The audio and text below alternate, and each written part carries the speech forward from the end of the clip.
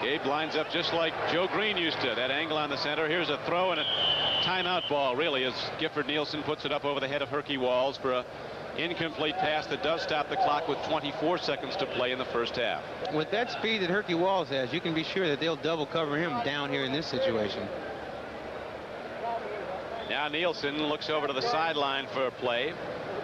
He's gotten a lot of under stuff. The Steelers zone taking a very deep drop, trying to protect against the long bomb. And Smith is great at running those underneath patterns. Tim Smith. Tim Smith is also great at reading defenses and knowing exactly where to go, to make the reception. Second down and 10 with 24 seconds to play in the half. Gifford Nielsen stands in. And just before he is leveled by Keith Willis, Gifford Nielsen throws an incomplete pass. And now, good thing he did throw an incomplete pass, because that would have set them way back out of even field goal range. That's one of the things that Gifford's learning, to not hold onto the ball too long. I think he was a little shell-shocked when he first started, because Archie Manning had thrown so many interceptions, so he ended up holding the ball too long. He didn't want to throw the interception, but you can't take the sack either. NFL 83 will be updating us on all the activities around the league. And this is the 5th Sunday of play. When we go to halftime, we're 18 seconds from it. Right now, the Steelers are leading 7-0.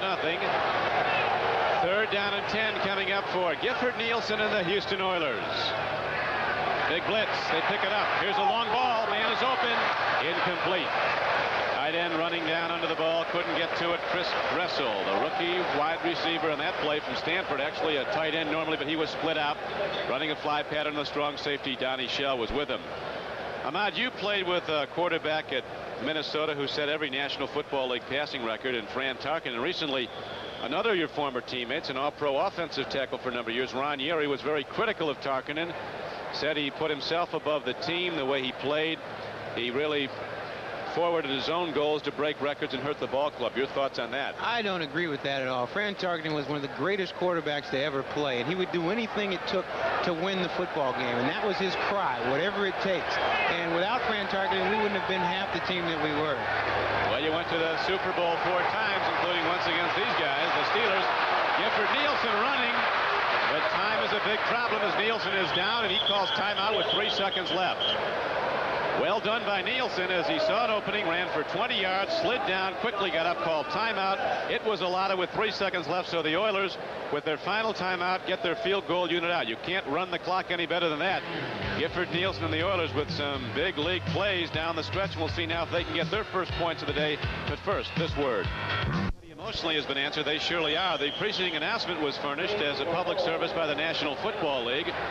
Biles Oilers have been working hard and aggressively all game long. They already have 3 sacks in the first half. Florian Kemp now trying for the first points of the game for Houston. He can make it a 7-3 game just before half. He spins one up, and he spins it through. And so the Oilers, after the 20-yard run by Gifford Nielsen to set it up, get the field goal from Don Criqui with Ahmad Rashad. At the outset of the day, it looked like a day that the Steelers were going to run the ball, and very successfully. They're number 1 in the entire NFL in rushing this season, and Houston's right down near the bottom and defending against the run. But that hasn't been the case. The Oilers came in prepared and ready. I've really been impressed with the Oilers. You know, they haven't won a game in a long time, but Eddie Biles has that team ready to play. They played Houston almost down to a standstill in the first half. The Oilers had 3 sacks in the first half of Clint Stoudt, the Pittsburgh quarterback. Here's one of them as they get the big rush on.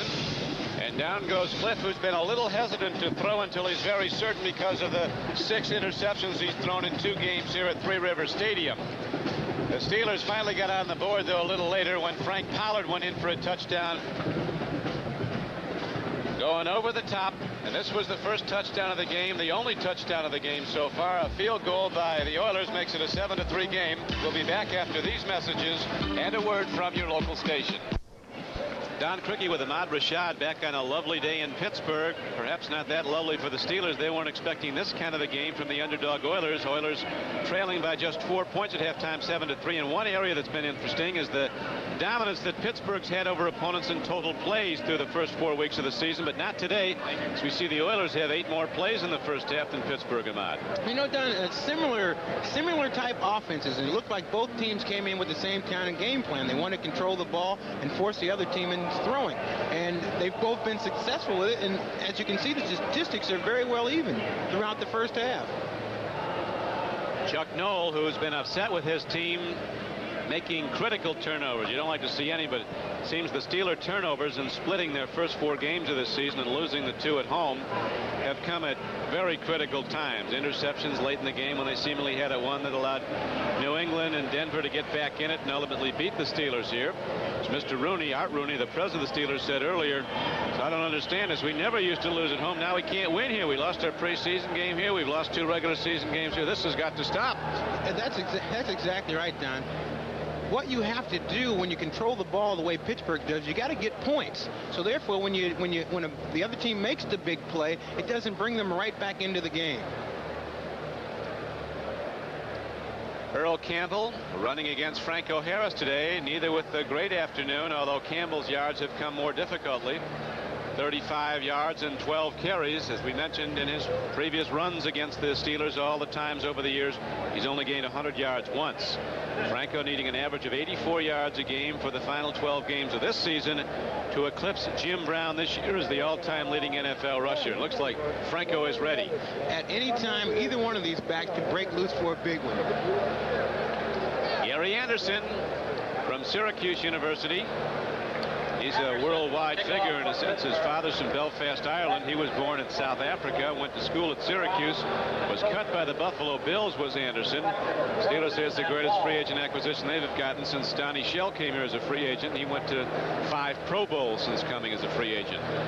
Anderson's a pretty good athlete. He's got a strong rugby background. The deep man for the Houston Oilers, Carl Roach is 85, and Herky Walls, and there's something. Roach is number 1 in the NFL in kickoff return, and Herky is number 3. Herky Walls from Texas out of reverse. Running with the ball is Avon Riley, a linebacker. Down the field he goes, and Avon Riley gets out to the 37-yard line. So again, the Oilers dig into that bag of tricks and get a 27-yard return. This Houston football team is exciting today. When you see this reverse, when you haven't won a game, you got to go out and do some things. You got to shake the other team up. Watch this block coming up here, a crackback block right about now, which takes number 80 out of the play, and we see a pretty nice run by the linebacker. Wayne Capers got blasted on the play, a rookie, and it was Steve Brown from an Oregon Duck did that, like yourself. Made the block. And so now it is first down and 10. The handoff, second back through is Earl Campbell, but there's no place to go through. Earl gets down to the 40-yard line, the man who led the National Football League in rushing his first 2 years in the league, led the American Conference his first 3 years. But sometimes in the recent seasons that Houston offensive line has been so good, Ahmad, not even the Oiler backs can get through it. That's true, Don. They've really had some problems, but not anymore with these new people in like Salem and Matthews. Carter's the center, Munchak and Towns on the left side. They've got the nucleus of a great offensive line. Here's a throw, and Chris Dressel catches the ball. He's a full load when he gets to running with it. Dressel is down to the 46-yard line. They're ruling he was down. The Steelers are calling for a fumble. But the official right there says that Chris Dressel was down before he lost the ball. So it is a 13-yard gain and a first down for Houston. You know, Coach Eddie Biles talks about winning through the draft, and they've acquired some great offensive linemen here. As you see this play here, McCloskey comes across the middle, makes a great catch, and a pretty good run upfield. Everybody thought it was a fumble at the end, but the ball was marked down. Another look at the fumble. You'll see him right at the end of this run. He'll bury his head. The ball pops out before he hits the ground, but the referee doesn't have a good angle, not as good an angle as we have, and they call the ball down. We've got 20/20 hindsight with the replay. Now they got Earl Campbell running wide. They hem him in. Uses some power on a first down run to get a couple of yards. Mike Merriweather making the tackle. We were mentioning earlier about the defensive philosophy of the Pittsburgh Steelers in defending against Earl Campbell so well over the years. The assistant head coach Woody Widenhofer has his linebackers keyed on not going wild in pursuit, not trying to stay step for step with Campbell, because most of the time he's going to cut back, and if they're a step behind him on the lateral pursuit, he'll run right back into the teeth of the Pittsburgh defense, and that has been a key to Pittsburgh holding Earl Campbell down over the years. He also has that great ability. If he gets a step on you, he'll keep on going around that end for the big one. Yeah, you got to get help from your cornerbacks to get support. Here's Nielsen throwing. He's got a man open. Dressel. Chris Dressel, who caught a lot of passes from John Elway over the last 4 years, is ahead for another Oiler first down to the 28-yard line, a 16-yard gain. So Nielsen under heavy pressure guns a perfect strike to Chris Dressel, number 88. I was making a point earlier about Coach Eddie Biles winning the draft. He's assembled some great linemen up front. Here you'll see Gifford Nielsen stepping back, looking downfield, not finding anybody open, and picking up Dressel on the sideline, who made a pretty good run. It's the guy that's taking Dave Casper's place. Now in 1st and 10, Nielsen stands in. He throws again. A fight for the ball, and Mel Blunt almost had it. If he did, Mel had an open track to the end zone. Again, Nielsen was going to his tight end, Dressel. It's very hard to throw that underneath pass on a cornerback like Mel Blount. Hard to throw anything on him. That's right. You'll see Gifford looking downfield, and then you see the tight end who's trying to come back over the middle of the field. But by that time, Mel has smelled out the play and almost gets an interception and goes the distance. Now it is 2nd down and 10 for Houston. The Oilers trailing in the 3rd quarter, 7-3. 11:49 to play in the quarter. They go to the draw, and Campbell breaks into open field and dives down to the 20-yard line. He'll be short of the first down by a little over a yard. 9-yard gain on the play. So 3rd and short comes up for the Oilers. In his career, averaging almost 100 a game. It's unbelievable. One of the few times you'll see Earl Campbell make a dive like that, but I think Earl's taking a little bit better care of himself these days. He's maybe taking a page out of Franco Harris's book. It's one thing, Campbell has really taken a pounding. He takes on everybody that's coming at him, gives them a hit too, but sometime along the line you've got to start thinking about going down easier when you're caught. That's right. It's a long season. 16 games is pretty tough. Tough to change a fighting heart like Campbell's. Nielsen throws on the run, hits another of the tight ends. Walt Arnold gets the ball. He's down inside the 10-yard line. So Nielsen, with an option look, rolls out and throws a strike to Walt Arnold, who's in for the first time in the game, resulting in a 13-yard gain, and the Oilers are now challenging. Very nice play action. You see Gifford moving around. He's very confident. The tight end is wide open, and they get the first down. You've got to respect their running game. Houston, they have those young guys up front that are firing off the ball, and that's what they do best, is run the ball. When you're a young lineman, it takes about 5 or 6 years to learn how to pass block, so they're going strictly with the run. Gifford fools them and throws the ball. Moriarty and Campbell are the setbacks on 1st and goal. Nothing there. Moriarty carries, and the Steeler linebackers rocket into the gaps and make the knockdown. So it'll be 2nd and goal now after a gain of about a yard. 2nd and goal from the 8-yard line for Houston. One of the toughest hits that Giff will take all day is right here in his own backfield. He turns around. There's a little bit of confusion here as to what the play is. There's the collision there, and they're lucky to get the ball back to the line of scrimmage and lucky to hang on to the ball. A lot of times confusion like that causes fumbles. Steelers have been doubling up on Chris Smith. The tight end's been getting open. 2nd and goal now for Houston from the 8-yard line. Up the middle. Earl Campbell fights his way down to the 1-yard line. Campbell talked before the game, as you know, Ahmad, about playing against the Steelers. He said they're such tremendous hitters. He said the punishment you take in the course of a game, they come at you harder and harder as the game wears on. And Don, when you talk about tough yards, this is exactly what you're talking about. There's a big lick right there. There's another lick there. There's another guy coming in from the other side. And Earl Campbell, during the course of the year, takes a lot of licks like that, and it takes its toll as the season goes on. Shell and Ron Johnson coming up. 3rd down and goal for Houston. The crowd starts up. Dressel goes in motion. Earl Campbell going wide. And Campbell is into the end zone for a touchdown, and the Houston Oilers take the lead. So the Oilers mixing the run and the pass. Some very superior quarterbacking by Gifford Nielsen. set up most of it, and then Earl Campbell on the payoff end, and the underdog Oilers have now moved in front of the Pittsburgh Steelers. An example of Earl Campbell's great speed. You'll see him dip inside right there as he takes the ball, gets to the outside, and no one can catch him at this point. Woodruff tried, but realizing that Earl had stepped across the goal line, the play was over, the touchdown was in the books, and the Oilers now lead the game 9-7. Florian Kemp to try the point after.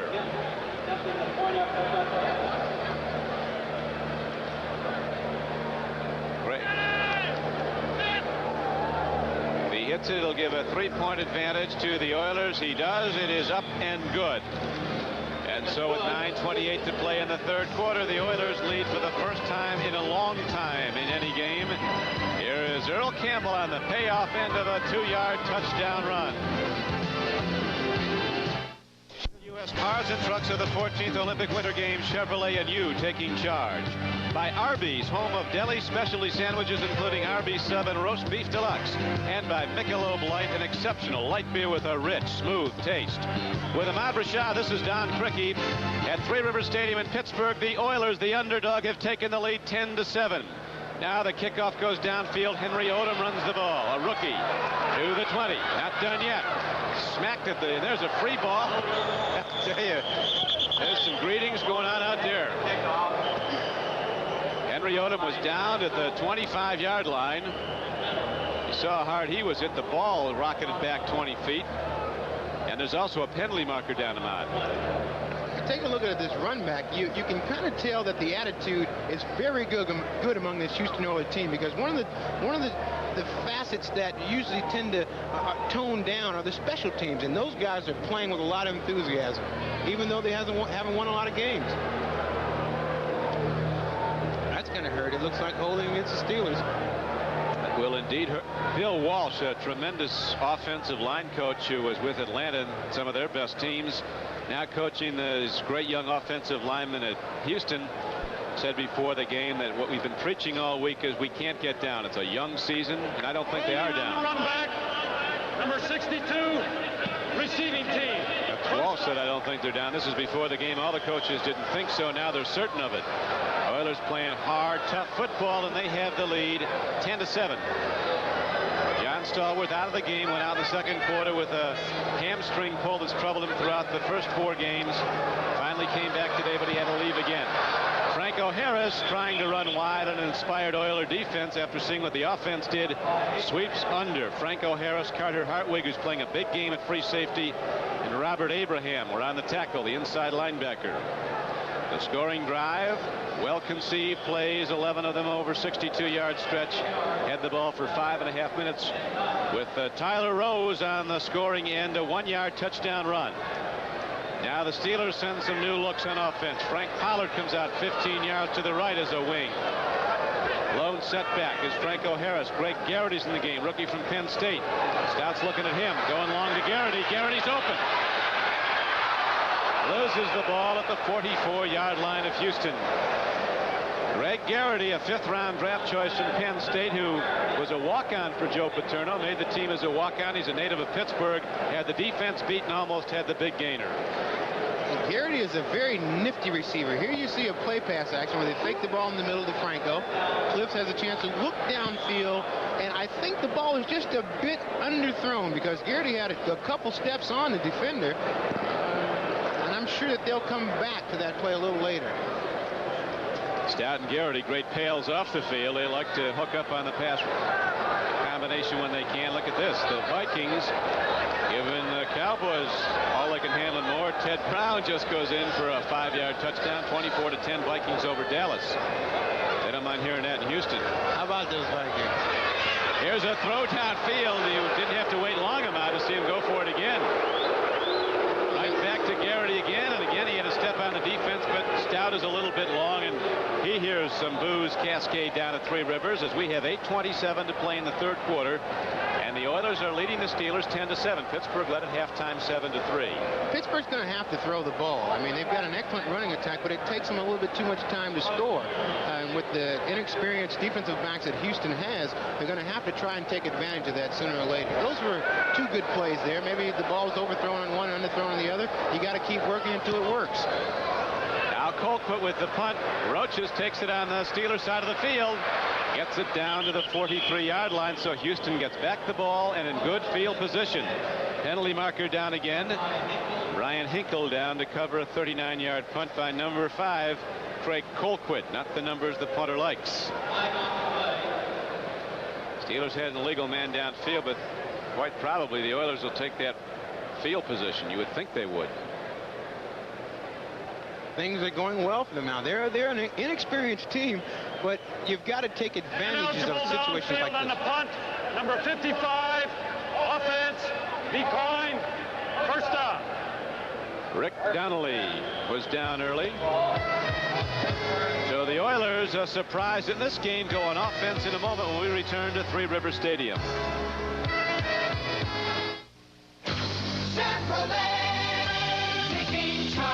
One company provides cars and trucks to satisfy the wants and needs of virtually every man and woman in the USA. That's today's Chevrolet. One company puts some of the world's most advanced manufacturing and design facilities to work for America. That's today's Chevrolet. America, you're on the move again. And Chevrolet is providing your wheels. NBC Sports coming up next. The San Diego Chargers try to get on track against the tough defense of the New York Giants. In some areas you'll see the Miami Dolphins take on New Orleans Saints at the Superdome. Doubleheader day on NBC. The Oilers now run the ball again and run it well. On a first down carry, Larry Moriarty, the rookie from Notre Dame, busts ahead. He gains 6 yards down to the 37-yard line of the Steelers. On the tackle for Pittsburgh on the play, Jack Lambert. Don, when you can run the ball as good as Houston, if they can get another score on the board and keep the ball on the ground, they're in a pretty good position to make a run at this game. The very inspiring win for the Oilers, but they're against a team that can explode at any time on offense or defense. Pitch back to Campbell. There's some of that Pittsburgh explosion defensively. Robin Cole, a 7-year linebacker from New Mexico, and Mel Blunt, who've known a lot of success here at Pittsburgh. Blunt, one of 8 Steelers that was part of all 4 Super Bowl winners. A phenomenal success story of the Steelers here in Pittsburgh, and they got there by not changing. Chuck Noll was 13-30 after his first 43 games as coach. Started with a 1-13 year. Steeler management felt they had the right guy, Dan Rooney, and the rest of the family stayed with him, and the rest, as they say, is history. 4 Super Bowls. Here's a pitch up the middle. It goes, and running with the ball is Stanley Edwards, a second-year player from Michigan. And Edwards takes the ball down to the 32-yard line. And the Oilers, with a surprise play again, come up with a first down carry. Stanley Edwards with his first carry gets ahead for 6 yards and a first down. A pretty tricky play. They weren't a passing position, and they end up running the ball off tackle. Oilers with a first down dominance. Steelers getting good yardage on the first down. Chuck Noll wondering what's gone wrong, as the Houston Oilers are not looking like an 0-4 team that's on the way down. They look like an aggressive young team that thinks they can beat anybody, and right now they're doing it. They lead the Steelers 10-7. Nielsen on first down takes a look. Intercepted. It's picked off. Coming over the ball is Rick Woods, and he's in open field. Coming across the 30, the 40, still on his feet, across midfield. And finally, he's knocked down at the 48-yard line of the Houston Oilers. A 44-yard return by Rick Woods of the Steelers. And a penalty marker down. So much for that drive. Don, that has been one of the things that has really hurt the Oilers, having a turnover at an inopportune time like that. But you've got to give some credit to the Steelers. They made the play. We will see the play again. It was an excellent move by them. The call was against the Steelers, but it was on the return, so Pittsburgh does get the ball. You'll see this excellent move by Rick Woods. He steps right in front of the receiver, picks the ball off, and shows what he can do once he gets the ball. A good run. Holding on the run back, number 65, intercepting team, first down.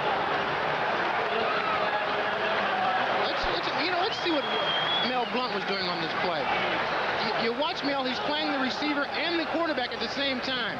Forces, funnels the man inside. Rick Woods gets it, takes off backwards for it. A big play by Pittsburgh. 44-yard return, and the Steelers have the ball. With Ahmad Rashad back at Three Rivers Stadium, Ed Biles and his Houston Oilers had a drive going, saw it stopped by an interception by Rick Woods. And now Pittsburgh has the ball, but the Steelers trail the Oilers 10-7 with 6 minutes to go in the third quarter. Handoff, Franco, nothing there. Avon Riley comes across, makes the knockdown as people start up. And a gain on the play of only 2 yards, so it's going to be 2nd down and 8. Avon Riley, a big linebacker from UCLA, 245 pounds. Franco Harris has worked hard for his yards today. You see the numbers, 10 carries for 40 yards. Earl Campbell working equally hard for his yards for Houston. He did get into the end zone once. That and the earlier field goal by Florian Kemp give the Oilers a 3-point lead.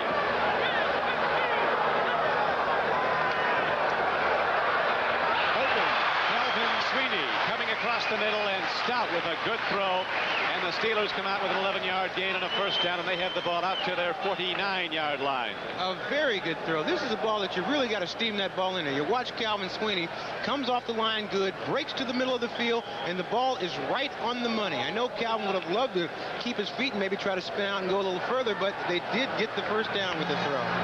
Got it indeed with an 11-yard gain. A clock down to 4:50 to play in the third quarter. 1st and 10 to the run. Walter Abercrombie, who hasn't carried the ball lately but did well early in the game, runs, and the rookie strong safety for the Oilers, Keith Bostic, a very good athlete from Michigan, knocked him down. The gain, though, is on the Houston side of the field. The ball is down to the Oilers' 47-yard line. The Steelers with just 1 touchdown in the game, just 1 score, trailing in the game 10-7. Oiler defense with firing away its best effort. This team has given up a lot of points and a lot of yards, but today the Oilers have tightened up considerably, even with the loss of their free safety, Mike Reinfeldt. Abercrombie tries to run. Filling the gap and making the play was number 90, Bob Ham, a rookie from Nevada Reno, and the veteran Greg Bingham. Bingham and Abraham, the inside linebackers. Avon Riley and Robert Brazil, the outside backers. Very important drive here, Don, because Houston is fired up. I mean, they've been playing well the entire game, but if Pittsburgh can get some points on the board here, I think it maybe will calm them down a little bit and get them back in the ball game. Steelers needing that big play. They've moved for good yardage, but they seem to have a problem once they get down to the Oiler end. Abercrombie comes out as a wide receiver, wide to the right. Stoudt stands in, gets some time. That time is running out. Now he releases and overthrows everybody, and that's a tough play for Clint Stoudt because he really hears the booze. He was looking for a deep pattern, it wasn't there. It's a good play by Clint Stoudt. He didn't have anybody open, he didn't want to take the sack, and he didn't want to risk an interception. Good defensive play by all those Houston Oilers defensive backs. They had everybody covered. A lot of Pittsburgh fans won't accept it yet because Stoudt hasn't played much, but this is a player with tremendous ability. And you need no better recommendation than the Steeler coaches. They know something about good football players. Even though he's been in the league for 7 years, this is only his 6th start. He's like a rookie. Kick angles out of bounds. Did it or not? Does it go down inside the 5 or did it go out? Apparently they're going to rule it hop down the sideline. Colquitt kept it in. So the Oilers will have the ball, but they don't have the field position they'd like when we come back a 37-yard punt inside the 5.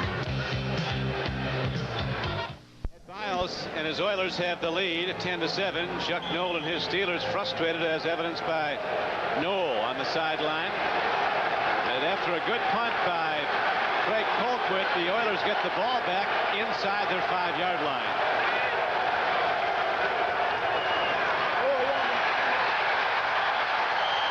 The Steeler defense, the black shirts, sweep under Earl Campbell on a 1st and 10 carry as the Oilers try to pound it out and get some room to operate.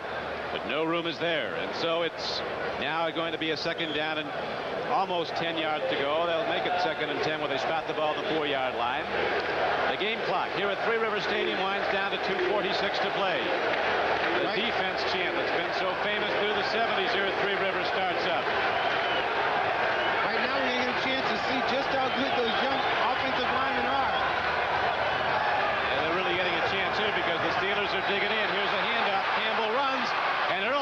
throw, breaks out, and he keeps on trucking. Earl Campbell's ahead for a first down to the 16-yard line.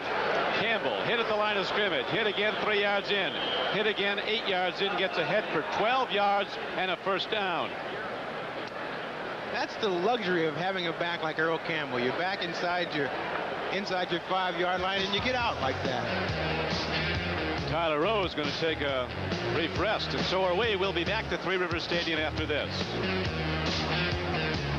What a strong running attack can do for you when you're down inside your 5-yard line. You see big Bruce Matthews coming out, throwing blocks at everybody, and then you see Earl Campbell do what he does best. He just keeps going and going and gets them out until at least they got a little breathing room now. An all-pro play by Campbell. Now we go back to live action of free football. The Oilers fall on it with 1 minute and 50 seconds and the clock running in the third quarter. At halftime it was Pittsburgh 7, Houston 3. Now it is the Oilers in the lead 10-7. Pittsburgh wanted a fumble on this play, but see, I just can't be more impressed with Houston's offensive line. Those young kids are really playing hard. The ball was whistled down, but it's just a pleasure to watch those guys fire out off the ball. Gabe Rivera is playing defensive left end now for the Steelers, trying to get more thrust against all those runs that are coming to the right side of the Houston offense. Here they come again with a reverse. Criqui Walls, if he can get room, he can go. Doesn't get a lot, but he gets some. And Walls on a 2nd down and 7 carry gets the ball out to the 26-yard line. So the Oilers deep in their own area to start this sequence. They were 1st and 10 at the 4, you remember. Now see the game clock wind under a minute. In the third quarter, excuse me, Ahmad. Here you go. They want to get this ball to Criqui Walls because he's a definite game breaker. Don and I talked about how fast he was earlier, 9.2 500 in high school, and anytime they can get him in an open field, he is a legitimate threat to go all the way. Here, Pittsburgh controls him a little bit, and they get a pretty good gain out of it. With Gifford Nielsen at the controls, the Oilers have been a confident team on offense. They've come up with big plays when they had to get them. This is a 3rd and less than a yard. Earl Campbell crashes ahead for very little but enough. As you see the signal from the referee, Dick Jorgensen. Earl Campbell's ahead for an Oiler first down. That could be the final play of the third quarter. Everything's working in Houston's favor. I mean, they're taking a long time to get out of their own backyard, but they're also running the clock down. And Pittsburgh not able to really throw the ball like they want to. Everything's working in Houston's favor at this point. Houston has been the dominant team controlling the ball in the second half. At the end of the third quarter, the score is the Oilers 10, the Steelers 7. We'll be right back after these messages from your local station. Now the underdog Houston Oilers are holding to a 10-7 lead as we open the fourth quarter. Gifford Nielsen takes a look. He's going to run the ball, throws on the run, and gets his tight end Chris Dressel. And Dressel, the first-year player from Stanford, is ahead for a 17-yard gain and a first down. Gifford Nielsen with some impressive throwing numbers now as the game winds on. Here you see some mobility by Gifford Nielsen. He backs up, looks to the left side of the field, doesn't find the receiver he wants to, scrambles out of the pocket, finds Dressel wide open downfield, and delivers the ball right on the money. Gifford's playing an excellent football game today, Don. The only problem he's had with the 2 interceptions, he's 9 for 19 throwing the ball for 120 yards. Handoff. Moriarty runs on first down and crashes to midfield. A gain on the play of 4 yards, 2nd down and 6. After 3 quarters, the numbers are surprising as the scoreboard, as you see the Oilers with the dominance far and away the Houston Oilers' best defensive effort. And this is the first time this season they've gone into the fourth quarter leading a game. They had a real tough one in their opener. Played high-scoring Green Bay right down to the final gun. Went to overtime only to lose by a field goal, 41-38. Houston had some problems rebounding from that because next time out they had people hurt. Now they're leading and they go to the throw again. The throw goes to Earl Campbell, who doesn't catch many, but he makes it count when he does. And the penalty marker's down. The gain's enough for a first down, but the penalty marker's in the Houston backfield. But the call is against the Pittsburgh Steelers, a 5-yard penalty for defensive holding, but more importantly, an automatic first down for the Oilers. Don, you mentioned that this was the first time they'd gone into the fourth quarter leading. Number 95, defense, decline, first down. First time they had gone into the fourth quarter leading, but like someone once told me, it ain't over till it's over. That was Yogi Berra, a neighbor of mine in New Jersey. Yogi had a better one recently. He said, it's a certain restaurant nobody goes to anymore because it's too crowded.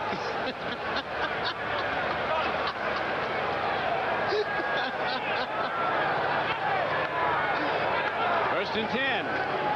Handoff goes to Earl Campbell, and he's ahead across the 40 and down to the 37-yard line. Edmund Nelson makes the stop.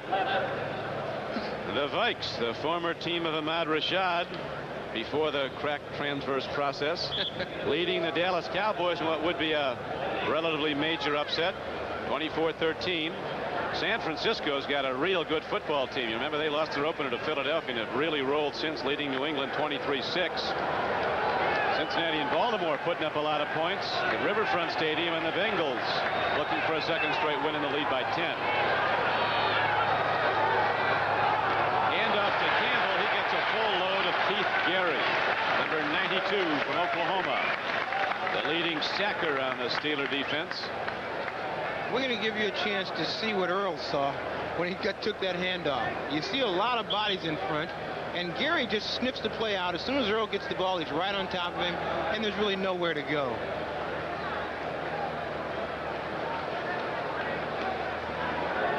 These two teams representing areas of the country where football is a way of life. The Western Pennsylvania area, where the great players and the great high school teams have been turned out since the game began. Got two more great teams in Pennsylvania again this year. One's ranked #1 in the country. A sack as Gifford Nielsen took a stutter step, and Keith Willis was there to get him, number 93. You'll see Gifford, earlier in the game, you saw a blitz come in like that, and he tried to throw the ball away. You see here, he realizes he can't get rid of it, and he just goes down and takes the sack. But there was a flag on the play. And again, the mark-off is against Pittsburgh, and it's a major one all the way down to the 39-yard line. Offsides, number 92, defense, still third down. Now, this Oiler team has seemed to be gaining momentum the entire game. They have. That mark-off was from the line of scrimmage, so it was a 5-yard mark-off, but when you consider where the sack was, it was a very major move upfield for the Houston Oilers. 12 minutes and 6 seconds to play in the game. Houston 10, the favored Steelers 7. Out of the shotgun, a free ball, and Lambert didn't see it. Jack Lambert didn't see it. He heard his teammates yell ball. Spun around, as you saw, because he was off if he got it. That's twice now the Steelers have come a fraction away from going the distance with an interception. Here you get a chance to see Jack Lambert, one of the best in the business, work.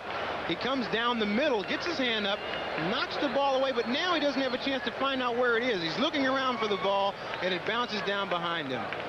Jack might have blocked that one with his helmet. Still an eligible bachelor, says he must have asked 1,000 of them, but so far hasn't found a taker.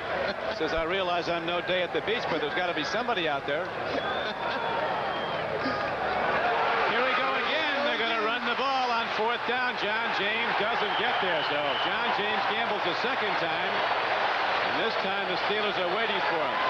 Not a breakaway threat with the ball, John James. Not at all. I think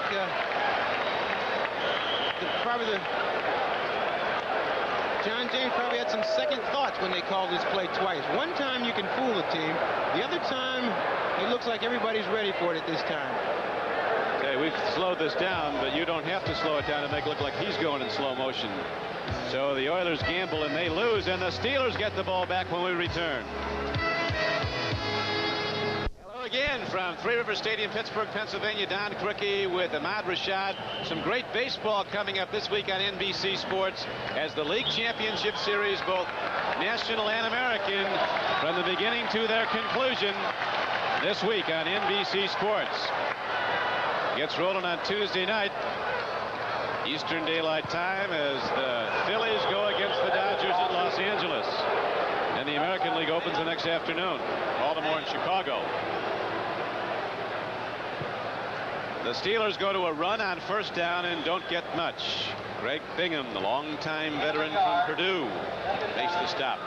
Interesting stat right here. The Oilers lead the Steelers in passing 130-47. We expected both teams to be running the ball today. Houston's come out and opened their offense up. Oilers with a lot of surprise play calls, including one, the run by John James, the punter. The first one worked for 20 yards, but came back on a penalty. The last one didn't work. Here's a good throw. Stoudt gets it off to Franco Harris, and he's ahead for a Steeler first down. Robert Brazil was chasing him. Stoudt against an all-out blitz looked to the hot area, and Franco Harris was swinging into it where the linebacker was coming from. Open area. Great play by Cliff Stoudt. He's getting better with every single play. Right here, he sees the guy right in his face and is able to get the ball off before he takes the hit. A great throw to Franco, who takes it down the sideline. He's just improving with every play, Don. John Stallworth, the great deep threat of the Steelers, is out. Went out in the second quarter with a hamstring re-injury, so he's not played in the second half and will not play. Stoudt loops the ball downfield, intercepted and lost. The ball was momentarily in the hands of the rookie Keith Bostic. Then he lost it. And Cliff Stoudt hears the boos. He said they hurt. You don't like to hear that from your home crowd, but he said, has there ever been a better quarterback than Terry Bradshaw? And I've been around when he's heard plenty here in Pittsburgh. This is a play that they send both the wide receivers out wide down the field and then send the tight end down the middle trying to split the zone. But it works better when you have a John Stallworth or a Lynn Swan running the clearing routes. It's another look. You really can't see the guy behind him when he lets the ball go. That should have been an interception. This is Bostic's first start, and I'm sure that he wishes he had that one back. The Steelers without the deep speed threat that opens up the shorter passing game, stretching out the zone. Stoudt on the run, turns upfield and loops it downfield. He's got Walter Abercrombie. He's going to go in. What a play by the Steelers. Look at Cliff Stoudt.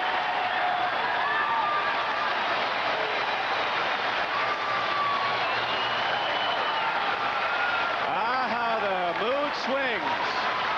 From the derision of the boos, Cliff Stoudt is accorded a standing ovation, rolling out against an all-out rush, looping it up for a touchdown throw to Abercrombie, 51 yards.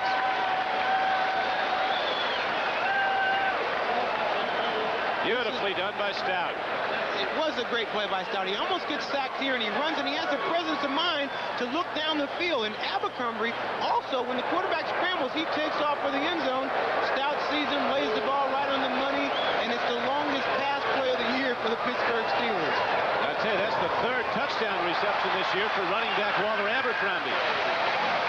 Let's see it one more time as Cliff Stoudt under the gun rolls out and lets her rip for a 51-yard score. Here's his mobility. He runs away from the linebacker. That's an athlete. And right here, most quarterbacks would kind of run up the field and run out of bounds. Abercrombie sees him scrambling, takes off down the field, and this is a big play. That is some football play. We've got more to come with 11 minutes to play when we come back. In 18. He goes down at the 17-yard line. Let's watch the touchdown throw by Stoudt when he seemingly was caught by the linebacker Abraham. As you see Stoudt scrambling, what's going through Abercrombie's mind now is he feels all the pursuit going towards the quarterback. So he says, I'm going to take off and go the other way. Stoudt lays the ball up, and from then on, it's nothing but Abercrombie right into the end zone. And Ahmad, you have to harken back to the fake punt that the Oilers tried for a second time in the game, which John James came up short on. The Steelers got field position on it. And soon after, as we see, they're in the end zone for the go-ahead touchdown. Now, the Pittsburgh faithful start up, calling for the defense to rise up.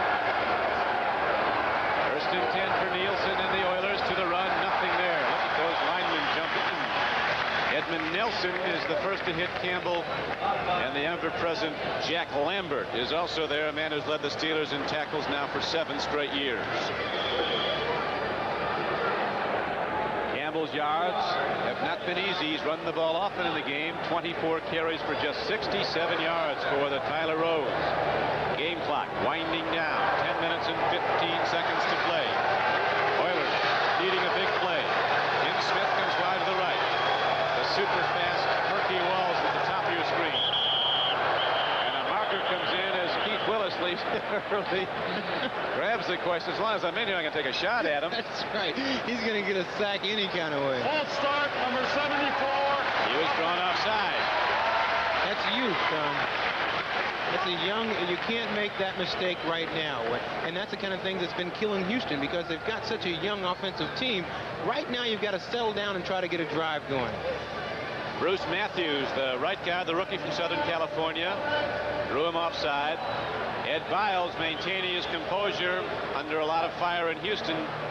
But as Biles said, I can wake up every morning, look in the mirror, and know we're going about this thing the right way. There was some speculation that, I don't know who started it, that there wasn't a win after 5 games. Biles could be in trouble, but his Oilers have certainly been a vastly improved football team today. You have to question the changes right now, the way this team is starting to pick up. I like Biles' philosophy. Here's a swing pass, goes to Campbell, but there's a penalty marker down in the Houston backfield, and there's a helmet off also. They're starting to really pop. Harvey Salem lost his head. Ron Johnson was on the play downfield. But holding is the call against the Oilers. That's the kind of call that really takes the wind out of your sails as an offensive team.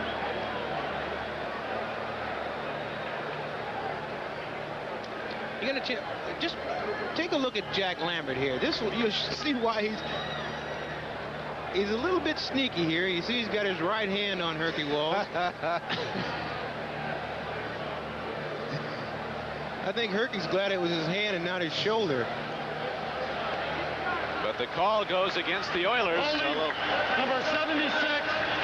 Down in Houston, they might be throwing a few things at the set after seeing that one. That's right, but that's what happens when you got a youthful team. You've got to try to stay away. You can't win making mental errors like that. That's things that it's tough to live with. And those are the kind of things that Eddie Biles told me about before the game. 9 minutes and 55 seconds left to play in the football game. The Oilers trailing 14-10. Second down and 20 for Houston. Nielsen in a dangerous area, but he gets the ball out to Tim Smith. Turning upfield, he's to the 11-yard line and knocked down. The play resulted in only a 4-yard gain. Steeler defense sweeping under. Merriweather was on the play. So was Woodruff. You can believe that Steeler front four is going to have their ears pinned back going after that quarterback, but they got to be careful. Earl Campbell's coming out of the game, so they're in a passing situation here.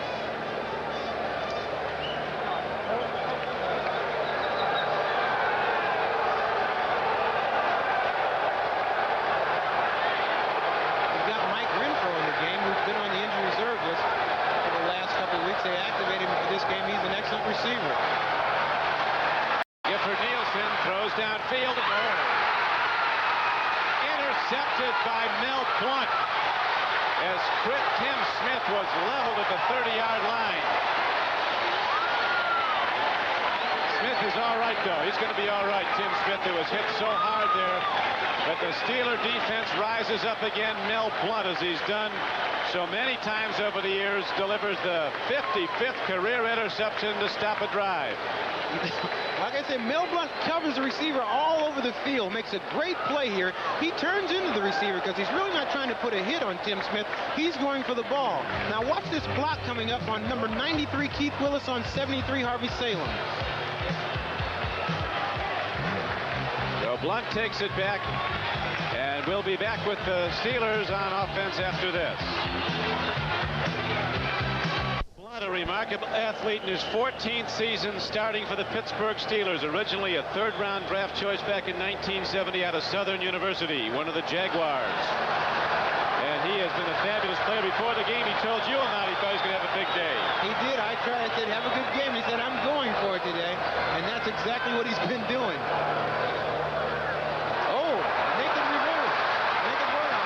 Stoudt with his own number call takes it down to the 20-yard line.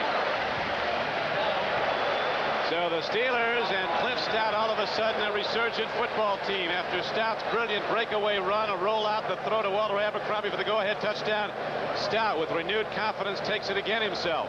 This is a run all the way. It had to be designed for Cliff Stoudt. And Cliff Stoudt, being an option quarterback in college, he shows that he can run that football just like a halfback. He's a big kid, and he adds another dimension to their offense when he runs the ball. Willie Tullis finally knocked him down, but the Steelers starting to mount a challenge again after they trailed in the game 10-7. Now they're ahead 14-10 with 8:15 to play. the ball inside the 20 on a 2nd and inches. He's got a first down for Pittsburgh. Jesse Baker knocks him down. Cliff Stoudt broke all the passing records set by the Eagles quarterback Ron Jaworski. Stoudt following Jaworski at Youngstown State in Ohio. Cliff Stoudt was a 5th-round draft choice. They thought he might have ended his career when he hit some kind of a punching bag out in Seattle. Broke his hand. Mark Malone, a #1 draft choice. The backup now is Bradshaw's on the sideline, not even here today. He's back on the ranch in Louisiana trying to recuperate. Very interesting story there, Clint at quarterback. Franco Harris runs the ball, and he gets ahead on a first down carry down to the 16-yard line. The scores come in. It is now Washington 20, the LA Raiders 14. Plunkett just threw 36 yards to Calvin Muhammad for a score. At Soldier Field in Chicago, the Bears continue to dominate Denver 24-7. Seattle now leading Cleveland. Seattle an underdog on a Kurt Warner touchdown run, up 10-3 are the Seahawks. San Francisco are rolling over New England 30-6, and that's at New England. Philadelphia holding to a 21-14 lead over the Atlanta Falcons, who are coming back. And Baltimore getting back in the game, not failing Cincinnati 31-24. Walter Abercrombie was in the end zone, you'll remember, the last time he touched the ball. On a 2nd down and 8 play, takes the ball inside the 15-yard line. Robert Abraham knocks him down. He almost squirted through the middle of that line and got a big one. But Robert Abraham has been playing extremely well. Like you say, he's his 2nd year in the league, and he's leading the team in tackles. Stoudt with a 3rd down and 6 coming up.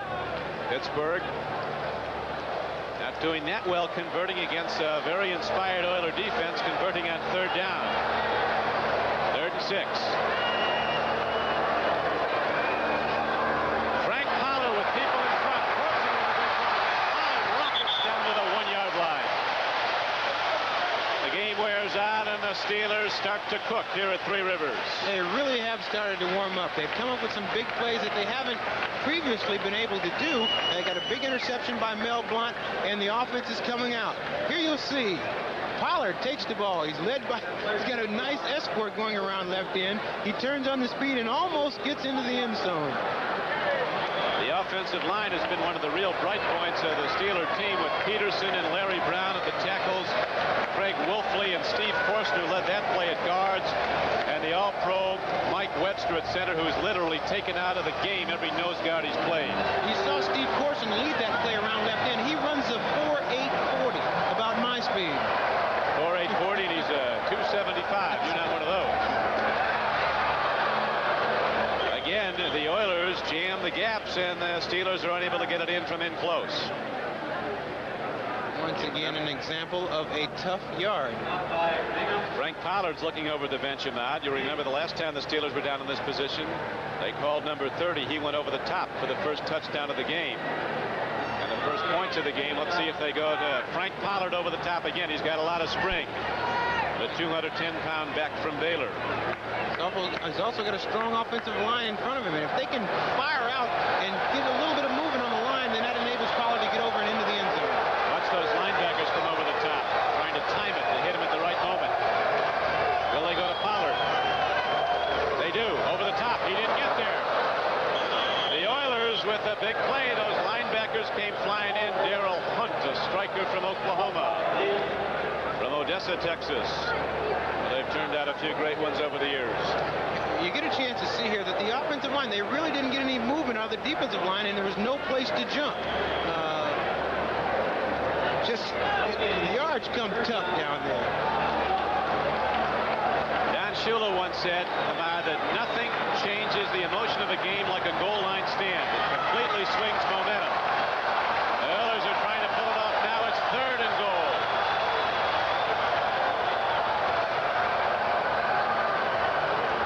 Franco. It's close, but there's no signal.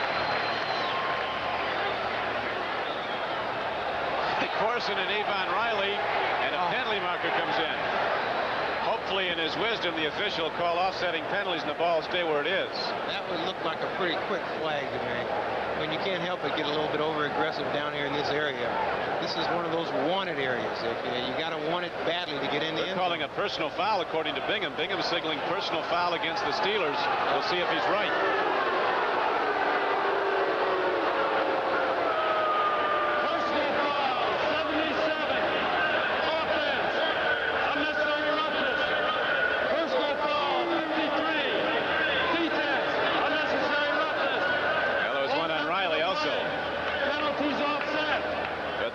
Did not get in the end zone. If Gary Anderson hits this field goal, it'll give Pittsburgh a 7-point lead with still just under 5 minutes to play. It's a great goal line stand by the Houston Oilers, but this has been the problem with Pittsburgh all along. They haven't been able to get in and get the 6 points rather than the 3 points. Right now, 6 points may have put the game away, but 3 points gives Houston a chance. Gives him a real chance, and Anderson hits his 8th consecutive field goal. So the Steelers get points, but not the kind they wanted. They open up a 17-10 lead with 4:50 to go, but Houston gets the ball back when we return.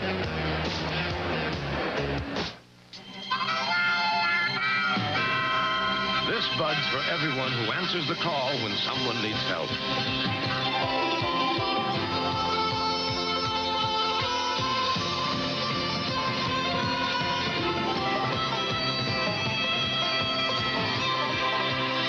Just for you, that distinctively clean, crisp taste that says Budweiser. This Bud's for you. Whether you're out in the country or down in the town, there's a new way of living, and it's getting around. GMC, a truck you can live with. Whether you're taking your family or going alone, there's a great way to get there. Come on and make it your own. GMC, a truck you can live with. This, Don, is football. When you get down in here, it's just the team that wants it the most usually is a team that can score here. And this is it's a great play by Greg Bingham to stop Franco. But he didn't get in the end zone. They had a bad penalty, and they ended up with 3 points rather than 6. Greg Bingham with the first hit. Darrell Hunt with the second. The Steelers come out of it with a field goal, but they lead now 7 points, and it gives the Oilers a chance with a move starting down the stretch run of this football game. 4 minutes and 44 seconds left to play in the game. Gary Anderson's kickoff. One more look at pure football. It's just the team that can fire off and it really wants it. And Houston, boy, they are just impressive. You know, they've been so weak against the run. They come up very strong, and I think this will give them some momentum. Well, they need some big plays now. The Steelers have come up certainly with some of their own to stop drives. The last by the great Mel Blount, intercepting Gifford Nielsen, and then the Steelers subsequently going in for a field goal. First down and 10 now for Nielsen and the Oiler offense. Pitch back to Campbell. Turns to the outside. Great defense as the cornerback contains Dwayne Woodruff. Runs Big Earl back, and there's no gain on the play. If there is, there's very little. It's going to be second down measured, and actually they lost about a half yard. Pittsburgh should be at a little bit of an advantage right now because all game long they wanted to get Houston in a situation where they had to throw the ball. Well, by stopping Earl Campbell on first down. Well, they just stopped Earl Campbell on first down, and there isn't much time left on the clock, so Houston is going to have to throw the ball, and that's what Pittsburgh likes. Gifford Nielsen with those 3 interceptions, it's been a problem. His best career game was against the Steelers in '81 when he passed for 377 yards. Handoff, tight end around. This is Dressel running with the ball. On 2nd and 11, he gets a little bit, but not very much. Steelers spreading out that defense, everybody holding position. Ron Johnson on the contain, and he moves up to make the tackle on Dressel, who's had a big game for the Oilers. All these plays are going to play big dividends as the season goes along, because when a team shows you these plays, you've got to consider them when you prepare for them.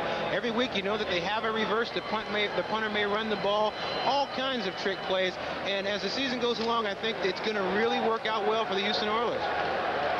Right now, they're looking for a big play as the game clock is running. It's down to 3:18 to play. The Steelers leading 17-10. Nielsen from the shotgun, firing the sideline pattern. A little too much on it for Tim Smith, and some very good coverage by a rookie. Harvey Clayton was covering on the play, right step for step with Tim Smith.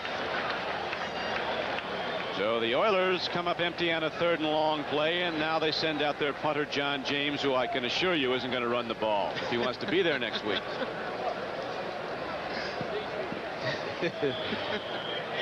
No, I don't think he's going to run the ball. As a matter of fact, he may have made his last run in his career here.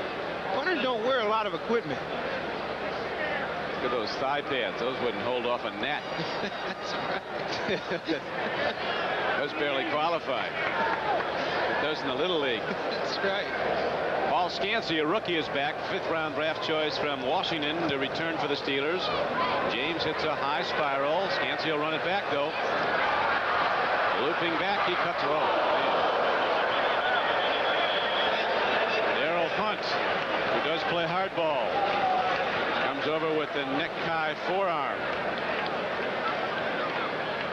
43-yard punt by John James, and no return thanks to Darryl Hunt.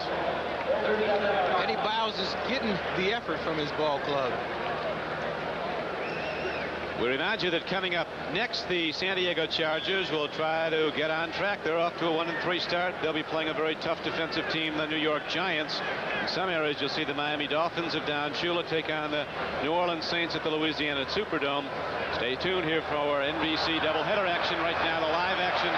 Franco Harris is stopped, but somehow finds a way and comes across the 40. On a 1st down carry, Franco Harris is out to the 47-yard line. Malcolm Taylor knocked him down, a 285-pound defensive end from Tennessee State. Franco is deceptively quick. Right there, he gets something out of nothing. I mean, he was stopped for a loss at one point. He kind of moved around a little bit and found some room down the right sideline and picked up 3-4 yards. Phenomenal ability to stutter step and accelerate into the hole despite his great size. List him at 6'2", 225. He's at least that. 2nd and 6. Here's Pollard turning the corner. Nothing there. The Oilers rise up now. Brings up 3rd down and about 5. So Houston working hard to get the ball back. First timeout this half. That was an unwise timeout, I would think. The Houston Oilers 4 on the clock. They'd get a free one at 2 minutes. They save 4 seconds, but they lose a timeout. What do you think, Ahmad? I wonder if that was a planned timeout. One of the rule changes was that anybody on the field could call timeout. Right. And I thought that it was going to cause a problem because sometimes players get caught up in the game and they call timeouts when maybe they shouldn't.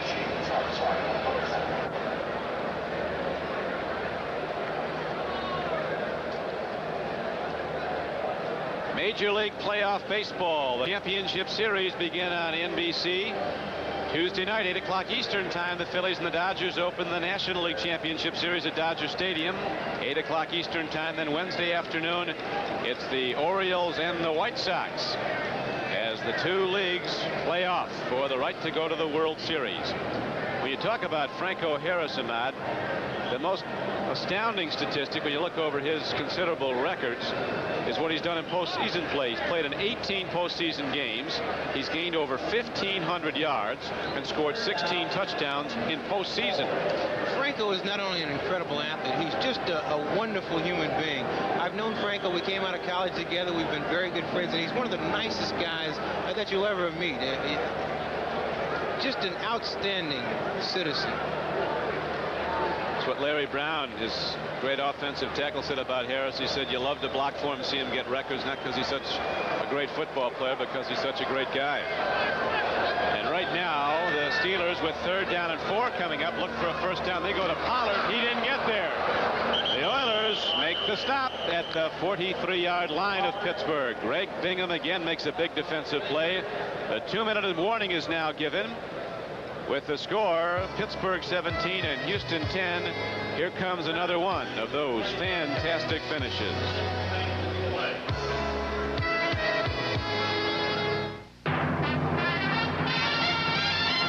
Alcoa presents Fantastic Finishes.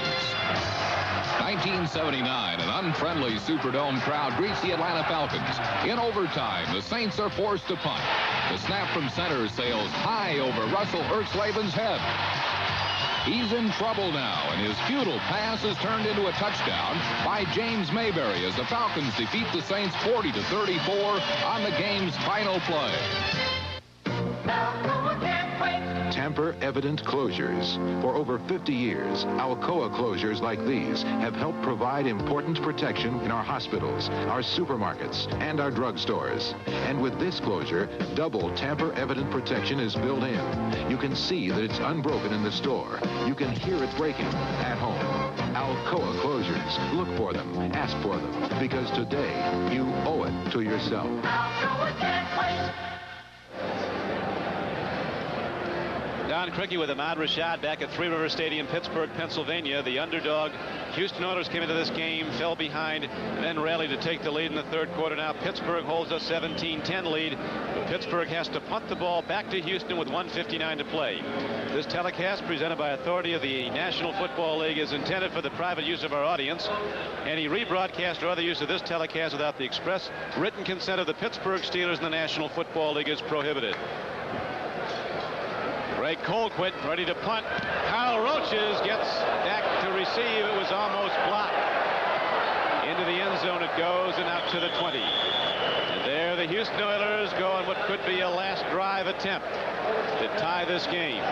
56-yard punt by Colquitt. Bostic, the rookie, almost blocked it. Watch. Oh boy, he missed by an inch. While we have a moment, we want to thank the excellent people in the booth. Our spotters, Tim Fogarty and Jim McGinley. Statistician George Jordan. Also helping in the booth, John Rooney and Guy Monahan. It's like St. Patrick's Day up here. 1 minute and 49 seconds left to play. Oilers go from the shotgun formation.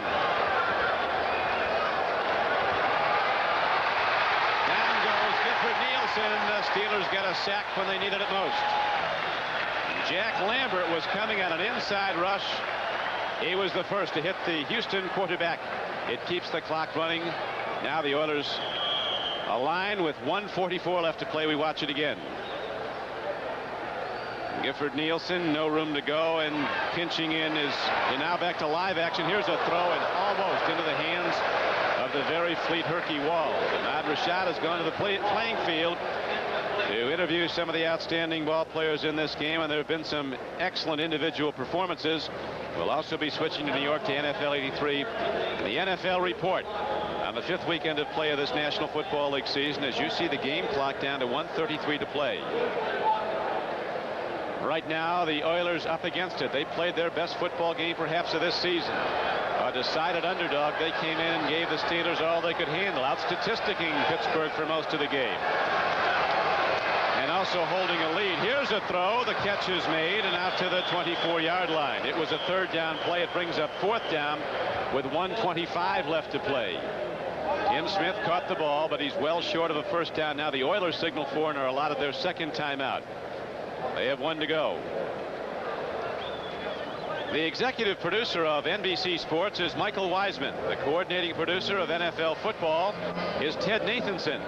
The telecast of today's game has been produced by David Stern, directed by Lou Rainoni, technical director Steve Semino, associate director David Hoffman.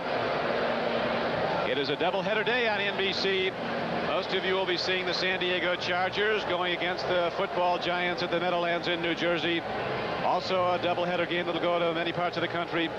The Miami Dolphins, 3-1 under Don Shula, going against the New Orleans Saints at the Superdome in Louisiana. 1:25 left to play here at Pittsburgh. The Steelers looking for their first home victory of the season. They've never lost 3 home games in a row since this stadium opened 14 years ago. This has been an unlikely season, at least the start. The Steelers losing their only preseason game here and then losing 2 home games while winning 2 on the road. They're looking to go 3-2 with a victory today. Gifford Nielsen with a 4th down 6 play for Houston. Ball game on the line here. Here's a throw. It's incomplete. The Steelers take over the ball and they'll win. 1:21 left to play. The Oilers had to gamble. They came close. Mike Renfro returned to the Houston lineup after a bout with hepatitis in there. Could not quite get to the ball. It was tipped also by a Steeler defender. So on 4th down, the Houston Oilers lose their last chance at keeping the drive alive.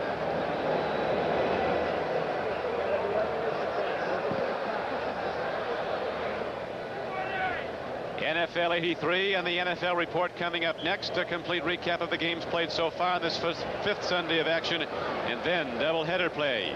The San Diego Chargers versus the New York Giants, in most parts of the country and others, the Miami Dolphins and the New Orleans Saints. Ed Biles had his Oilers extremely well prepared all day long. Oilers never let up. The emotion level was high all day long. It always is when Houston goes against the Steelers at Pittsburgh or at the Astrodome. A long time and arch rivals from the AFC Central. But the Steelers' dominance at home cannot be denied. 80% over the years they've won their home games at Three Rivers Stadium. Even more impressively against their big rivals from the Central Division, 86% of the time have the Steelers been victors against AFC Central rivals when they played at Three Rivers. Franco Harris turns to the outside, gets free. Look at the block by Stoudt. And Franco Harris is down to the 21-yard line.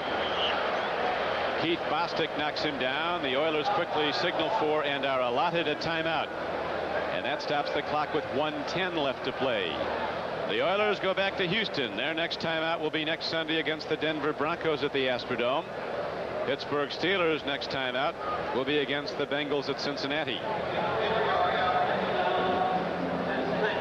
Cliff Stoudt is big, and he likes to play football, as evidenced by this play. Watch number 18 at the lower left-hand portion. That's Stoudt throwing the block on the free safety, Carter Hartwig. Hartwig still got in to make the play. He's had an excellent game. They've moved him from strong safety to free safety in the absence of the injured Mike Reinfeldt, who will not play again this season because of an ankle fracture suffered last week at Buffalo. But the surgeons who operated are very optimistic he'll be back in full form next season, Mike Reinfeldt. In his 15th year as coach of the Pittsburgh Steelers, Chuck Noll, he has 6 championship rings and doesn't wear any. 2 from his days as a player with the Cleveland Browns, and 4, of course, from the Super Bowl championship teams he's coached here at Pittsburgh. Chuck Noll has had free agents who've made All-Pro on this team, and a lot of lower round draft choices who've been standouts. He always looks carefully at anybody who comes on his roster and tries out, because he himself was a 21st round draft choice at Cleveland. Made the team, was part of championship years with the Browns. 2nd and 8. Stout's going to take the genuflect play and keep the clock a-running. The Oilers now powerless to stop the clock as it winds under a minute to play. Pittsburgh Steelers had a hard-fought win. They'll come out of this one with a 17-10 victory, and it was nervous all the way as the Oilers led late in the 3rd quarter. And the Steelers finally getting the big play, the game-breaking play, when Stoudt rolled out and threw on the run. 51-yard touchdown pass play to running back Walter Abercrombie. The Steelers with 10 fourth-quarter points rally from behind to win. And this will be the final play, perhaps, because the Oilers have no more timeouts. Stoudt trying to use up as much time as he can before he goes down. The Steelers come out, and so do the Oilers. The hard battle over. Good friends again. There's a lot of respect between these two teams. They've had some fantastic games, like those AFC Championship games. Chuck Noll goes off, scratching his head. It's a victory, but not as dominant as a lot would have thought the Steelers would have scored coming in.